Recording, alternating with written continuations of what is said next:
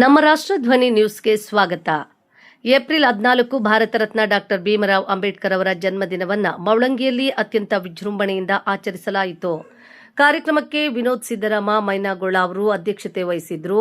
ಕಾರ್ಯಕ್ರಮದ ಆರಂಭದಲ್ಲಿ ಮೌಳಂಗಿ ಗ್ರಾಮ ದೇವರಾದ ದುರ್ಗಾದೇವಿಯ ಮಂದಿರದಿಂದ ಡಾಕ್ಟರ್ ಬಿಆರ್ ಅಂಬೇಡ್ಕರ್ ಅವರ ಮಂದಿರದವರೆಗೆ ಭಕ್ತಿ ಭಾವದಿಂದ ಕುಂಭವನ್ನು ತರಲಾಗಿದ್ದು, ಈ ಮೆರವಣಿಗೆ ವಿಶೇಷ ಆಕರ್ಷಣೆಯಾಗಿತ್ತು. ನಂತರ ಧ್ವಜಾರೋಹಣ ನೆರವೇರಿಸಿ ಕಾರ್ಯಕ್ರಮಕ್ಕೆ ಚಾಲನೆ ನೀಡಲಾಯಿತು. ಬಳಿಕ ಅಂಬೇಡ್ಕರ್ ಮಂದಿರದಲ್ಲಿ ಇರುವ ಗ್ರಂಥಾಲಯವನ್ನ ನಿತುಗುಡೆ ಪೊಲೀಸ್ ಉಪನಿರೀಕ್ಷಕರು, ಪೊಲೀಸ್ ತರಬೇತಿ ಶಾಲೆ ಧಾರವಾಡ ಹಾಗೂ ದಶರಥ್ ಹರಿಜನ್ ಉಪನ್ಯಾಸಕರು 3000 ಮಠ ಡಿಗ್ರಿ ಕಾಲೇಜ್ ಹುಬ್ಬಳ್ಳಿ ಅವರು ಉದ್ಘಾಟಿಸಿದರು. ಈ ಸಂದರ್ಭದಲ್ಲಿ ಶೈಕ್ಷಣಿಕ ವರ್ಷದಲ್ಲಿ ಅತಿ ಹೆಚ್ಚು ಅಂಕಗಳನ್ನು ಪಡೆದ ಸ್ಥಳೀಯ ವಿದ್ಯಾರ್ಥಿಗಳನ್ನು ಗೌರವಿಸಲಾಯಿತು. ವೇದಿಕೆ ಕಾರ್ಯಕ್ರಮದಲ್ಲಿ ನೀತುಗುಡೆ ದಶರಥ್ ಹರಿಜನ್, ಮಹಾವೀರ್ ಕಾಂಬಳೆ, ಪಿಎಸ್ಐ ಯಲ್ಲಾಪುರ, ಶಿವಾನಂದ್ ಪಿಎಸ್ಐ ದಾಂಡೇಲಿ, ರೇಣುಕಾ ಬಂದಂ ಬ್ಲಾಕ್ ಕಾಂಗ್ರೆಸ್ ಮಹಿಳಾ ಅಧ್ಯಕ್ಷರು, ಸಹದೇವ್ ಕಾಂಬಳೆ ತಾಲೂಕು ಬ್ಲಾಕ್ ಕಾಂಗ್ರೆಸ್ ಎಸ್ಸಿ/ಎಸ್ಟಿ ಅಧ್ಯಕ್ಷರು, ಬುದ್ಧಿವಂತ ಗೌಡ ಪಾಟೀಲ್ ಬಿಜೆಪಿ ಪಕ್ಷದ ಅಧ್ಯಕ್ಷರು, ಸುಧಾಕರ್ ರೆಡ್ಡಿ, ದತ್ತಾತ್ರೇಯ ತೊರವತ್ತು, ಶರಣಪ್ಪ ಗದ್ದಿ, ಧರ್ಮರಾಜ್ ಕೊರವತ್ತೆ, ಅಶ್ವಥ್ ತೊರವತ್ತೆ, ತುಕಾರಾಮ್ ಮಾಳ್ಗೆ, ಉಮೇಶ್ ಗುಡೆ, ಸತೀಶ್ ಗುಡೆ ಹಾಗೂ ಆಯಿಷಾ ಮುಕಾಶಿ ಪತ್ರಕರ್ತರು ಸೇರಿದಂತೆ ಹಲವರು ವೇದಿಕೆಯ ಮೇಲೆ ಉಪಸ್ಥಿತರಿದ್ದರು. ಈ ವೇಳೆ ಹಲವು ಗಣ್ಯರು ಡಾಕ್ಟರ್ ಅಂಬೇಡ್ಕರ್ ಅವರ ಜೀವನ ಸಾಧನೆಗಳು ಮತ್ತು ಸಮಾಜದ ಮೇಲಿನ ಅವರ ಮಹತ್ವದ ಪ್ರಭಾವದ ಬಗ್ಗೆ ಮಾತನಾಡಿದರು. ಕಾರ್ಯಕ್ರಮವನ್ನು ದಯಾನಂದ್ ಕಾಂಬಳೆ ಅವರು ಸ್ವಾಗತಿಸಿ, ಉಪನ್ಯಾಸಕರಾದ ಹನುಮಂತ ಕುಂಬಾರ್ ಅವರು ಅತ್ಯಂತ ಸುಂದರವಾಗಿ ನಿರೂಪಣೆ ನಡೆಸಿದರು. ಈ ಕಾರ್ಯಕ್ರಮದಲ್ಲಿ ಗ್ರಾಮಸ್ಥರು ಹಾಗೂ ಅಂಬೇಡ್ಕರ್ ಅಭಿಮಾನಿಗಳು ಹೆಚ್ಚಿನ ಸಂಖ್ಯೆಯಲ್ಲಿ ಭಾಗವಹಿಸಿ ಕಾರ್ಯಕ್ರಮವನ್ನು ಯಶಸ್ವಿಗೊಳಿಸಿದರು. ಜಿಲ್ಲಾ ವರದಿಗಾರರು ಆಯಿಷಾ ಮುಕಾಶಿ. ಕ್ಷಣ ಕ್ಷಣ ಸುದ್ದಿಗಾಗಿ ವೀಕ್ಷಿಸಿ ನಮ್ಮ ರಾಷ್ಟ್ರಧ್ವನಿ ನ್ಯೂಸ್ ಕನ್ನಡ.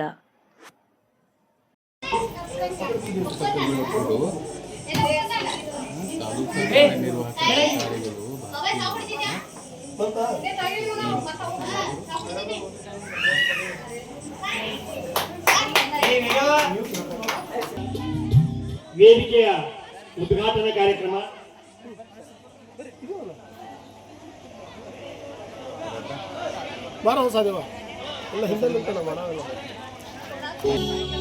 ದಾಂಡೇಲಿ ಗ್ರಾಮೀಣ ಹಾಗೂ 12ನೇ ಶತಮಾನದಲ್ಲಿ ಸಾಮಾಜಿಕ ಕ್ರಾಂತಿಯನ್ನು ಮಾಡಿದಂತ ಜಗಜ್ಯೋತಿ ಬಸವೇಶ್ವರರ ಪಾದಾರವಿಂದಗಳಿಗೆ ನಮಿಸುತ್ತಾ, ಕ್ರಿಸ್ತಶಕ 3ನೇ ಶತಮಾನದಲ್ಲಿ ಕ್ರಿಸ್ತಶಕ ಪೂರ್ವ 3ನೇ ಶತಮಾನದಲ್ಲಿ ಜಗತ್ತಿಗೆ ಶಾಂತಿಯನ್ನು ಸಾರಿದಂತ ಸಾಮ್ರಾಟ್ ಅಶೋಕ್, ಅದೇ ರೀತಿ ಕನ್ನಡಿಗರಿಗೆ ಮೀಸಲಾತಿ ಕೊಟ್ಟಂತ ನಾಲ್ವಡಿ ಕೃಷ್ಣರಾಜ ಒಡೆಯರ್ ಅವರ ಪಾದಾರವಿಂದಗಳಿಗೆ ನಮಿಸುತ್ತಾ, ಹಿಂದುಳಿದ ವರ್ಗಗಳಿಗೆ ಮೀಸಲಾತಿಯನ್ನು ಕಲ್ಪಿಸಿದಂತ ಶಾಹು ಮಹಾರಾಜರವರ ಪಾದಾರವಿಂದಗಳಿಗೆ ನಮಿಸುತ್ತಾ, 17ನೇ ಶತಮಾನದಲ್ಲಿ ಸಹಪಂಕ್ತಿ ಭೋಜನವನ್ನು ಪ್ರಾರಂಭಿಸಿದಂತ ಛತ್ರಪತಿ ಶಿವಾಜಿ ಮಹಾರಾಜವರ ಪಾದಾರವಿಂದಗಳಿಗೆ ನಮಿಸುತ್ತಾ, ಬಾಬಾ ಸಾಹೇಬ್ ಅಂಬೇಡ್ಕರ್ ಅವರಿಗೆ ವಿದ್ಯಾಭ್ಯಾಸಕ್ಕೆ ಸಹಾಯ ನೀಡಿದಂತ ಸಯಾಜಿರಾವ್ ಗಾಯಕ್ವಾಡ್ ಅವರ ಪಾದಾರವಿಂದಗಳಿಗೆ ನಮಿಸುತ್ತಾ,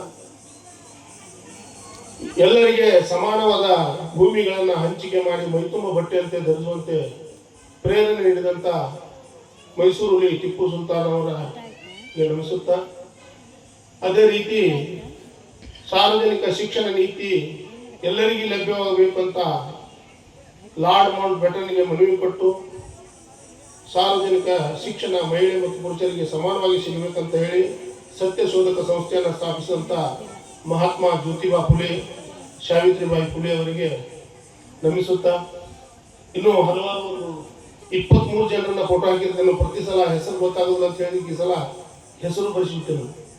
ದಯವಿಟ್ಟು ಆ 23 ಮಂದಿ ಜೀವನ ಚರಿತ್ರೆಗಳನ್ನ ಓದ್ರಿ ಅಂತ ಹೇಳ್ತಾ, ವೇದಿಕೆ ಮೇಲೆ ಇದ್ದಂತ ನನ್ನೆಲ್ಲ ಬಂಧುಗಳೇ, ವೇದಿಕೆ ಮುಂಭಾಗದಲ್ಲಿರುವ ನನ್ನೆಲ್ಲ ರಕ್ತ ಸಂಬಂಧಿಕರೇ,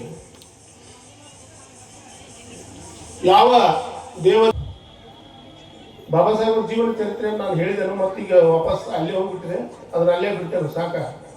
ಇಲ್ಲಿ ಏನಾಗಿದೆ ಅಂತ ಹೇಳಿದ್ರೆ, ನಮ್ಮೂರಲ್ಲಿ ಶೌಚಾಲಯ ಇಲ್ಲದ ಮನೆ ಇಲ್ಲ, ಸೋಲಾರ್ ಇಲ್ಲದ ಮನೆ ಇಲ್ಲ, ಪ್ರತಿಯೊಂದು ಮನೆಯೂ ಶೌಚಾಲಯ ಇಲ್ಲ, ಮತ್ತು ಉದ್ಯೋಗ ಇಲ್ಲದ ಮನುಷ್ಯನೂ ಇಲ್ಲ. ಇಲ್ಲಿ ಎಲ್ಲರಿಗೂ ಉದ್ಯೋಗ ಇದೆ, ನಿರುದ್ಯೋಗಿಗಳು ಇಲ್ಲ. ಇಲ್ಲಿ ಯಾರು ಖಾಲಿ ಕುತ್ಕೊಳ್ಳೋರು ಇಲ್ಲ. ಇಲ್ಲಿ ಎಲ್ಲರಿಗೂ ಕೆಲಸ ಇದೆ. ಅಂದ್ರೆ ನಮ್ಮೂರು ಸಮೃದ್ಧ ಮತ್ತು ಒಕ್ಕಟ್ಟಿಲ್ಲ ಅಂತ ಹೇಳಿಲ್ಲ, ನಮ್ಮಲ್ಲಿ ಸ್ಪೆಷಲಿ 5 ಮಹಿಳಾ ಸಂಘಗಳಿದಾವೆ. ಭೀಮಾಬಾಯಿ ಇರ್ಬೋದು, ರಮಾಬಾಯಿ ಇರ್ಬೋದು, ಸಾವಿತ್ರಿಬಾಯಿ ಫುಲೆ ಇರ್ಬೋದು, ಜಿಜಾಬಾಯಿ ಇರ್ಬೋದು, ಆಮೇಲೆ ಯುವಕ ಮಂಡಳಗಳಿದಾವೆ. ಅಂಬೇಡ್ಕರ್ ಅಭಿಮಾನಿಗಳ ಸಂಘ ಇದೆ, ಶಿವಾಜಿ ಮಹಾರಾಜ ಯುವಕ ಮಂಡಳ ಇದೆ, ಆಮೇಲೆ ಅಂಬೇಡ್ಕರ್ ಅಭಿಮಾನಿಗಳ ಸಂಘ ಇದೆ. ಎಲ್ಲ ಸಾಧಾರಣ ಒಂದು ನಮ್ಮ ಮೂಲಂಗಿಂದನ ಒಂದು 2 ಕೋಟಿ ರೂಪಾಯಿ ಟ್ರಾನ್ಸಾಕ್ಷನ್ ನಡೀತೈತಿ ಒಂದು ತಿಂಗಳಿಗೆ.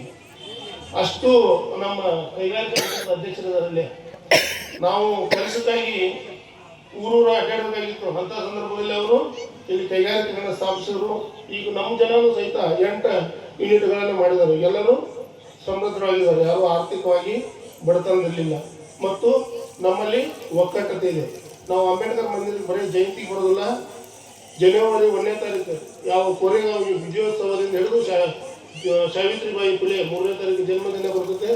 ಅಲ್ಲಿಂದ ಪ್ರತಿ ಒಂದು ತಿಂಗಳಲ್ಲಿ ಒಂದಿಲ್ಲ ಒಂದು ಕಾರ್ಯಕ್ರಮಗಳಲ್ಲಿ ನಡೀತಾ ಇರ್ತವೆ. ಮತ್ತು ಪ್ರತಿ ತಿಂಗಳ 10ನೇ ತಾರೀಕಿನ ಸ್ವಚ್ಛತೆ ಮಾಡೋದು, ಸಭೆ ಮಾಡೋದು ಕಡ್ಡಾಯವಾಗಿ ನಡೆಸ್ಕೊಂಡು ಬಂದಿದ್ದೀವಿ. ಇಲ್ಲಿ ಅಂದ್ರೆ ನಮ್ಗೆ ಅವೇರ್ನೆಸ್ ಕೊಡುವಂಥದ್ದೇನಿಲ್ಲ, ಅವೇರ್ನೆಸ್ ಇದೆ ನಮ್ಮ ಜನ. ಮತ್ತು ಭಾಳ ಬದಲಾವಣೆ ಇದೆ ನಮ್ಮಲ್ಲಿ, ಮತ್ತು ಒಕ್ಕಟ್ಟತೆ ಇದೆ. ನಮ್ಮೂರು ಡಿಫ್ರೆಂಟ್. ಇಲ್ಲಿ ಇರೋ ಎಲ್ಲ ಕಾಸ್ಟ್ನವರು ಇದ್ದೇವೆ ನಾವು, ಆದರೆ ಇಲ್ಲಿ ಜಾತಿನೇ ಇಲ್ಲ ನಮ್ಮಲ್ಲಿ. ನಮ್ಗೆ ಕಾಸ್ಟಿಸಮ್ ಅನುಭವ ಬರಲಿಲ್ಲ. ನಾವು ಪುಸ್ತಕ ಓದಿ ತಿಳ್ಕೊಂಡಿದ್ದೀವಿ ಬಿಟ್ಟರೆ ನಮ್ಮೂರಲ್ಲಿ ಲಿಂಗಾಯತರು ಇದ್ದಾರೆ, ಮರಾಠರು ಇದ್ದಾರೆ, ನಾವು ಇದ್ದೇವೆ, ಎಲ್ಲರೂ ಹೊಂದ್ಕೊಂಡಿದ್ದೀವಿ. ಇಲ್ಲೆಲ್ಲ ಬಂದು ಕೂತವ್ರು ಅವರು ವೇದಿಕೆ ಮೇಲೆ ಹೊಂದಿದ್ದಾರೆ, ಎಲ್ಲ ಮಿಕ್ಸ್. ನಾವು ಶಿವಾಜಿ ಜಯಂತಿ ಮಾಡಕ್ಕೆ ಹೋಗ್ತೇವೆ, ಅಂಬೇಡ್ಕರ್ ಜಯಂತಿನೂ ಮಾಡಕ್ಕೆ ಹೋಗ್ತೇವೆ, ಜಾತ್ರೆನೂ ಮಾಡಕ್ಕೆ ಹೋಗ್ತೇವೆ, ಎಲ್ಲನೂ ಮಾಡ್ತೇವೆ. ಅದ್ರ ಬಗ್ಗೆ ಯಾವುದೇ ಒಕ್ಕಟ್ಟಿಲ್ಲ ಅನ್ನುವಂಥ ಮಾತು ನಮ್ಮ ಊರಲ್ಲಿಲ್ಲ. ನಾವೆಲ್ಲ ಒಕ್ಕಟ್ಟಾಗಿದ್ದೇವೆ, ಅನ್ಯೋನ್ಯವಾಗಿದ್ದೇವೆ. ಮತ್ತು ನಮಗೆ ಒಕ್ಕಟ್ಟದ ಬಗ್ಗೆ ನಮ್ಗೆ ಏನೂ ಸಮಸ್ಯೆ ಇಲ್ಲ. ಇನ್ನು ಶಿಕ್ಷಣದಲ್ಲಿಯೂ ಸಹಿತ ನಮ್ಮ ವಿದ್ಯಾರ್ಥಿಗಳು ಒಳ್ಳೆ ವಿದ್ಯಾವಂತರಾಗ್ತಾ ಇದ್ದಾರೆ. ನಮ್ಮ ಊರಲ್ಲಿ ಒಬ್ಬ ಇಂಜಿನಿಯರ್ ಆಗಿದ್ದಾನು, ಒಬ್ಬರು ಮಾಸ್ಟರ್ ಡಿಗ್ರಿ ಆಗಿದ್ದಾರೆ, 1-2 ಜನ LLB ಓದ್ತಾ ಇದ್ದಾರೆ, ಡಿಪ್ಲೊಮಾ ಮಾಡಿದವರು ಇದ್ದಾರೆ, ITI ಮಾಡಿದವರು ಇದ್ದಾರೆ, ಉದ್ಯೋಗನೂ ಸೇರಿದ್ದಾರೆ, ಕೆಲವರು ಖಾಸಗಿಯಲ್ಲಿ ಸೇರಿದ್ದಾರೆ. ನಾವು 5-6 ಜನ ಗೌರ್ಮೆಂಟ್ ಸರ್ವೆಂಟ್ ಇದ್ದೇವೆ, ಏನು ಸಮಸ್ಯೆ ಇಲ್ಲ. ಅದಕ್ಕಾಗಿ ಈ ಒಕ್ಕಟ್ಟತೆ ಹಿಂಗೆ ಮುಂದುವರಲಿ. ರಾಜಕೀಯನೇ ಬೇರೆ, ನಮ್ಮ ಸಂಘಟನೆ ಅಥವಾ ಬಾಬಾ ಸಾಹೇಬ್ ಜಯಂತಿನೇ ಬೇರೆ. ರಾಜಕೀಯ ಅವ್ರವ್ರ ಪಾಡಿಗೆ ಅವ್ರವ್ರ ಪಕ್ಷ ಸಿದ್ಧಾಂತಗಳಿಗೆ ತಕ್ಕಂಗೆ ಅವ್ರು ಬದುಕ್ತಾರೆ, ಅದ್ರ ಬಗ್ಗೆ ನಮ್ಮ ಆಕ್ಷೇಪಣೆ ಇಲ್ಲ. ನಾವು ಇಲ್ಲಿ ರಾಜಕೀಯ ಅಂತೂ ಮಾಡ್ತಾನೆ ಇಲ್ಲ, ರಾಜಕೀಯ ವಿಷಯ ನಾವು ತರೋದು ಇಲ್ಲ. ಯಾವಾಗ ಇಲೆಕ್ಷನ್ ಬಂದಾಗ ಅವ್ರ ಟೀಮ್ಗಳು ಹಾಕ್ತಾರೋ ಮಾಡ್ಕೋತಾರೋ. ಉಳಿದ ಟೈಮ್ ನಾವೆಲ್ಲರೂ ಒಕ್ಕಟ್ಟಾಗಿ ಇರ್ತೇವೆ. ಅದಕ್ಕೆ ಸ್ಪೆಷಲಿಯಾಗಿ ನನ್ನ ಬಂಧುಗಳಿಗೆ ಧನ್ಯವಾದಗಳನ್ನ ಹೇಳ್ತಾ ಇದ್ದೇನೆ. ಬಾಬಾ ಸಾಹೇಬ್ ಅಂಬೇಡ್ಕರ್ ಅವರ ಜೀವನದಲ್ಲಿ ನಡೆದಂತ ಒಂದು ಸಣ್ಣ ಘಟನೆಯನ್ನು ನಾನು ಹೇಳಕ್ಕೆ ಇಷ್ಟಪಡ್ತೇನೆ. ಯಾಕಂದ್ರೆ ಅಂಬೇಡ್ಕರ್ ಯಾವಾಗೂ ಒಂದು ಕಟ್ಟಿಗೆ ಹಿಡ್ಕೊಂಡು ನಡೆಯೋದನ್ನು ಚಿತ್ರ ತೋರಿಸ್ತಾರೆ, ಕಾಣ್ತಿರ್ಬೋದು ನೀವು. ಅದು ಕಟ್ಟಿಗೆ ಯಾಕೆ ಹಿಡ್ಕೊಂಡಿದ್ದಾರೆ ಅಂತ ಹೇಳ್ತಾರೆ.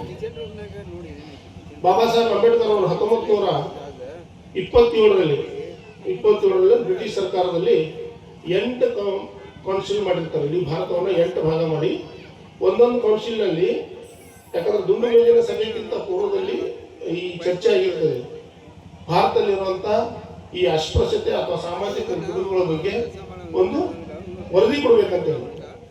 ಆ ಟೈಮ್ನಲ್ಲಿ ಬಾಬಾ ಸಾಹೇಬ್ ಅಂಬೇಡ್ಕರ್ ಅವರು ಮುಂಬೈನಿಂದ ಒಂದು ಹಳ್ಳಿಗೆ ಹೋಗುವಂಥ ಪ್ರಸಂಗ ಇರ್ತದೆ. ಆ ಹಳ್ಳಿ ಒಳಗೆ ಹೋಗಕ್ಕೆ ಒಂದು 8 ಕಿಲೋಮೀಟರ್ ಇರ್ತದೆ. ಅದರಲ್ಲಿ ಟಾಂಗಾ ಮೇಲೆ ಹೋಗ್ಬೇಕಾಗಿರ್ತದೆ. ಅವಾಗ ಬಸ್ ಗೀಸ್ ಇರಲಿಲ್ಲ. ಟಾಂಗಾ ಮೇಲೆ ಹೋಗುವಂಥ ಪ್ರಸಂಗ ಬಂದಾಗ ಆ ಊರಲ್ಲಿ ಇರುವಂಥ ಸವರ್ಣೀಯರು ಅವ್ರಿಗೆ ಟಾಂಗಾ ಕೊಡೋದಿಲ್ಲ, ಅವ್ರು ಟಾಂಗಾ ಕೊಡಿಸ್ಕೊಂಡು ಹೋಗೋದಿಲ್ಲ. ಅವಾಗ ಏನು ಮಾಡ್ತಾರೋ, ಆ ಊರು ದಲಿತರೆಲ್ಲ ಸೇರಿ ಸಾಹೇಬರು ನಡೆಸ್ಕೊಂಡು ಹೋಗಕ್ಕೆ ಆಗೋದಿಲ್ಲ 8 ಕಿಲೋಮೀಟರ್, ಹಂಗಾರೆ ಮಾಡಿ ಟಾಂಗಾ ಓಡಿಸೋದು ಇರ್ತದೆ. ಅದರಲ್ಲಿ ನನ್ನಂತ ಅವ್ರು ಹೋಗಿದ್ದಾಗ ಏನು ಮಾಡ್ತಾರೆ, ನಾ ಟಾಂಗಾ ಹೊಡಿತೇನೆ ಅಂತ ಹೇಳಿ, ಆಯ್ತು ನೀ ಟಾಂಗಾ ಹೊಡಿ ಅಂತೇಳಿ ಅವ್ರು ಟಾಂಗಾ ಕೊಡ್ತಾರೆ. ಅವ್ನು ಆ್ಯಕ್ಚುಲಿ ಟಾಂಗಾ ಹೊಡ್ಯಕ್ಕೆ ಕೊಡೋದಿಲ್ಲ. ಹೋಗ್ಬೇಕಾದ್ರೆ ಒಂದು ನಾಲಾ ಇದೆ, ಅದೊಂದು ಬ್ರಿಡ್ಜ್ ಇರ್ತದೆ. ಬ್ರಿಡ್ಜ್ ಹೋಗಿ ಕರ್ನ ಆಗ್ಬೇಕಾದ್ರೆ ಇವು ಕುದುರೆ ಹಗ್ಗ ಜಗತ್ತು ಗೊತ್ತಾಗೋದಿಲ್ಲ. ರಾಂಗ್ ಸೈಡ್ ಜಗ್ಗಿ ಬಿಡ್ತಾನೋ, ಕುದುರೆ ತಿರುಗಿ ಬಿಡ್ತೈತಿ, ಟಾಂಗಾ ಪಲ್ಟಿ ಆಗಿಬಿಡ್ತೈತಿ. ಟಾಂಗಾ ಪಲ್ಟಿ ಆಗಿ ನಾಲಾದಾಗ ಬಿಟ್ಬಿಡ್ತಾರೆ ಸಾಹೇಬರು ಅನ್ಕಾನ್ಶಿಯಸ್ ಆಗಿ. ಈ ಜನ ಏನು ಮಾಡಿದ್ರು, ಈ ರೋಡ್ ಹಿಡಿದು ಹೋಗ್ಬೇಡಂತೆ ಶಾರ್ಟ್ಕಟ್ ಹೋಗ್ಬಿಟ್ರು ಊರಿಗೆ ಹೋಗಿ 1 ಗಂಟೆ ಆಯ್ತು, 2 ಗಂಟೆ ಆಯ್ತು, ಬರಲಿಲ್ಲ ಅಂತ ಮತ್ತೆ ವಾಪಸ್ ರೋಡ್ ನೋಡ್ಕೋತ ಬಂದಾಗ ಇವ್ರು ಅಲ್ಲಿ ಬಿಟ್ಬಿಟ್ಟಾರ. ಅವ್ನು ಟಾಂಗಾ ಏನು ಓಡಿಸೋದಿದ್ದ ಓಡೋಗ್ಬಿಟ್ಟ, ನಾವು ಬರೀತಾರೆ ನನ್ನ ಅಂತ ಹೇಳಿ. ಬಾಬಾ ಸಾಹೇಬ್ರು ಹಿಂದಿಂದ ಎತ್ತಿ ನೋಡಿದಾಗ ಅವ್ರ ಕಾಲು ಮುರಿದಿರ್ತೈತಿ, ಬಲಗಾಲ ಮುರಿದು ಶಾಶ್ವತವಾಗಿ ಮುರಿದ ಉಳಿತಾವೆ. ಆಮೇಲೆ ಅವ್ರು ಕರ್ಕೊಂಡು ಹೋಗಿ ಅಲ್ಲಿ ಹಳ್ಳಿ ಒಳಗೆ ಟ್ರೀಟ್ಮೆಂಟ್ ಮಾಡಿ ಆಮೇಲೆ ಅವ್ರಿಗೆ ವಾಪಸ್ ಊರಿಗೆ ಕಳಿಸ್ತಾರೆ. ಅಂದ್ರೆ ಒಬ್ಬ ವ್ಯಕ್ತಿ ವಿದೇಶದಲ್ಲಿ ಉನ್ನತ ವ್ಯಾಸಂಗ ಮಾಡಿ PhD ಮಾಡಿ ಬಂದಿದ್ರು ಸಹಿತ ಆ ಪುಣ್ಯಾತ್ಮ ಒಂದು ಟಂಗ ಕೊಡಲಿಲ್ಲ. ಯಾಕಂದ್ರೆ ಅಸ್ಪೃಶ್ಯತೆ ವ್ಯವಸ್ಥೆ ಅಷ್ಟು ಕಾಣಿಸ್ತಾ ಇತ್ತು.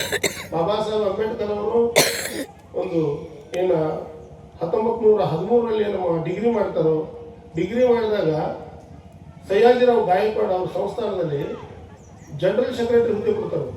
ಅವಾಗೆಲ್ಲ ಡಿಗ್ರಿ ಮಾಡಿದ್ರೆ ಸಾಕು ತಹಸೀಲ್ದಾರ್ ಮಾಡ್ತಿದ್ರು. ಆದರೆ ಅವ್ರಿಗೆ ಲೆಫ್ಟಿನೆಂಟ್ ಕರ್ನಲ್ ಹುದ್ದೆ ಲೆವೆಲ್ ಅಂಥ ಹುದ್ದೆ ಕೊಟ್ಟಾಗ ಸಹಿತ ಅವರಲ್ಲಿ ಹೋಗಿ ಉಳಿಬೇಕಾದ್ರೆ ರೂಮ್ ಇಲ್ಲ. ಅವ್ರಿಗೆ ಅರ್ಜಿ ಹಾಕ್ತಾರೋ, ಅರ್ಜಿ ರಾಜನ್ ತನಕ ಹೋಗಿ ಮುಟ್ಟೋದೇ ಇಲ್ಲ, ಕಾರ್ಕೊಂಡು ಇಟ್ಕೊಂಡು ಕೊಡ್ತಾರೆ. ಎಲ್ಲ ಕಡೆ ರೂಮ್ಗಳು ಕೇಳ್ತಾರೆ, ಯಾರೂ ಕೊಡೋದಿಲ್ಲ. ಲಾಸ್ಟ್ ಪರ್ಷಿಯನ್ ಒಂದು ರಾಜ ಇರ್ತದೆ, ಪರ್ಷಿಯನ್ ಜಾತಿ ಗೊತ್ತಲ್ಲ, ಪರ್ಷಿಯನ್ ಯಾರು ಇಂದಿರಾ ಗಾಂಧಿ ಗಂಡ ಪರ್ಷಿಯನ್, ಅಮಿತಾಬ್ ಬಚ್ಚನ್ ಪರ್ಷಿಯನ್, ಅವ್ರನ್ನ ಪರ್ಷಿಯನ್ ದೇಶದಿಂದ ಬಂದವರಂತೆ ಪರ್ಷಿಯನ್ ಫಾರ್ಸಿಗಳು ಅಂತ ಹೇಳ್ತಾರೆ. ಅವ್ರದ್ದೊಂದು ಲಾಜ್ ಇರ್ತದೆ. ಆ ಲಾಜ್ ಹೋಗಿ ತಾನು ಫಾರ್ಸಿ ಅಂತ ಹೇಳ್ಕೊಂಡು ರೂಮ್ ಮಾಡ್ಕೊಂಡು ಉಳಿತಾರೆ. 12 ದಿನ ಉಳಿದಿರ್ತಾರೆ ಅವರು. ಸ್ನಾನಕ್ಕೆ